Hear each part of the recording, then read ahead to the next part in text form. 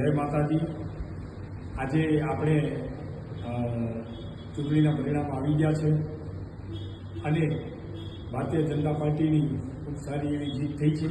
ખાસ ward number 7ના અમારા લોકલાડીલા ઉમેદવાર રાજેન્દ્રસિંહ હકુમતસિંહ ગળિયા સાહેબ તથા તેમની આખી પેનલ વિજેતા થવા પર હું એ લોકોને અભિનંદન આપું છું। સાથે સાથે કચ્છ જિલ્લામાં જેટલા પણ આપણા ભાજપના ઉમેદવારો જીત્યા છે એમને ખૂબ ખૂબ અભિનંદન પાઠવું છું અને હવે સારી રીતે આપણા પ્રજાલક્ષી અને પ્રજાના કાર્ય કરે એવી બધાય અપેક્ષા છે અને મા જગદંબા મા આશાપુરા આપણે બધાએ વિજેતા ઉમેદવારોને ખૂબ સારી એવી શક્તિ આપે અને એના કાર્ય કરવા માટે શક્તિ આપે એવી મા જગદંબા મા આશાપુરાને આજે મંગળવારે મા આશાપુરા દિવસે પ્રાર્થના છે।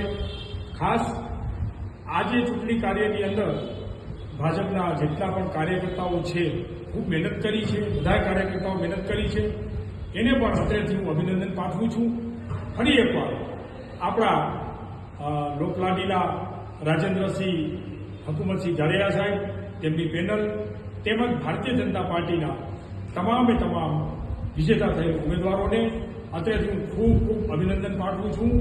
માજી સૈનિક તરફથી મારા બધાને કોંગ્રેચ્યુલેશન અને અભિનંદન પાઠવું છું। જય હિન્દ, જય ભારત, ભારત માતા કી જય।